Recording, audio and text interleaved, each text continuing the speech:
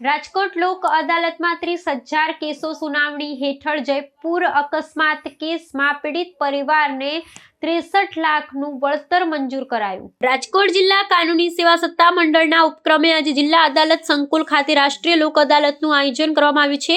ન્યાયતંત્રમાં પડતર કેસોનું ભારણ ઘટાડવા અને પક્ષકારોને ઝડપી તથા બિન ખર્ચાળ ન્યાય અપાવવાના ઉમદા હેતુ સાથે યોજાયેલી આ લોક અદાલતમાં આશરે 30,000 જેટલા કેસો સુનાવણી અને નિકાલ માટે મૂકવામાં આવ્યા છે। કાર્યવાહીના પ્રારંભે જ મહત્વપૂર્ણ ને જટિલ ગણાતા કેસોમાં બંને પક્ષકારો વચ્ચે સુલહે થતા લોક અદાલતની શરૂઆત મોટી સફળતા સાથે થઈ હતી। રાજ્યના સત્રની સૌથી નોંધપાત્ર સિદ્ધિ અકસ્માત વળતરના કેસોમાં જોવા મળી હતી, જેમાં ધોરાજીના એક અકસ્માત વળતર કેસમાં ₹1,15,00,000ની માતબર રકમનું સમાધાન થયું હતું। આ ઉપરાંત રાજકોટના સંદીપભાઈ છૈયા, જેઓ 2 વર્ષ પૂર્વે રાજસ્થાનના જયપુર નજીક સર્જાયેલ માર્ગ અકસ્માતનો ભોગ બન્યા હતા, તેમના કેસમાં પણ આજે મહત્વનો નિર્ણય લેવામાં આવ્યો હતો। આ પ્રકરણમાં પીડિત પરિવારને ₹63 લાખનું વળતર ચૂકવવા અંગે સહમતિ સંધાતા લાંબા સમયથી ચાલતી કાનૂની પ્રક્રિયાનો સુખદ અંત આવ્યો હતો। સાંજ સુધી અવિરત ચાલનારી આ લોક અદાલતમાં હજુ પણ મોટી સંખ્યામાં દીવાની અને ફોજદારી કેસોનો નિકાલ થવાની સંભાવના છે।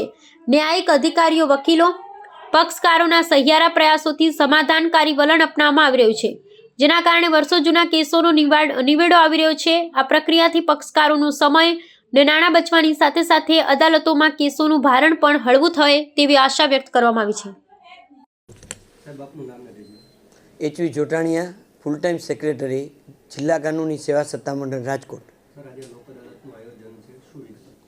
આજરોજ તારીખ 13/12/2025ના રોજ રાષ્ટ્રીય મેગા લોક અદાલતનું આયોજન રાષ્ટ્રીય કાનૂની સેવા સત્તામંડળના નિર્દેશ મુજબ અને ગુજરાત રાજ્ય કાનૂની સેવા સત્તામંડળના ઉપક્રમે જિલ્લા કાનૂની સેવા સત્તામંડળ રાજકોટ દ્વારા સમગ્ર રાજકોટ જિલ્લામાં કરવામાં આવેલ છે।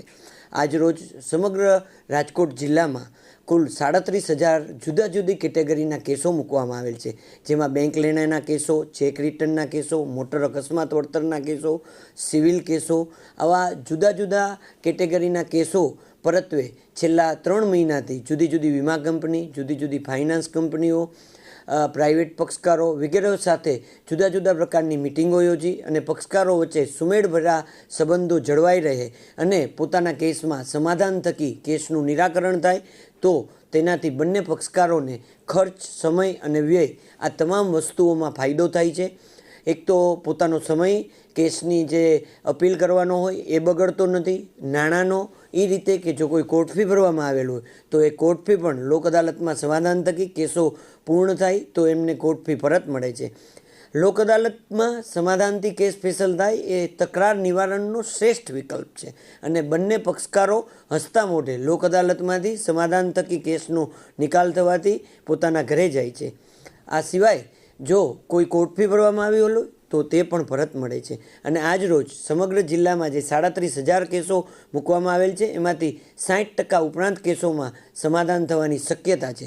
આજ રોજ રાજકોટ જિલ્લામાં જે લોક અદાલતનું આયોજન થયેલ છે તેમાં મોટામાં મોટો મોટર અકસ્માત વળતરનો ધોરાજી મુકામે 1,15,00,000નું સમાધાન થયેલ છે અને રાજકોટ હેડક્વાર્ટરમાં 65 લાખ તથા 53 લાખની રકમનું મોટર અકસ્માતના વળતરના કેસમાં જે વીમા કંપની છે એમની સાથે સમાધાન કરી અને નામદાર ચેરમેન JR શાહ સાહેબના હસ્તે એમને ચેકનું વિતરણ કરવામાં આવેલ છે।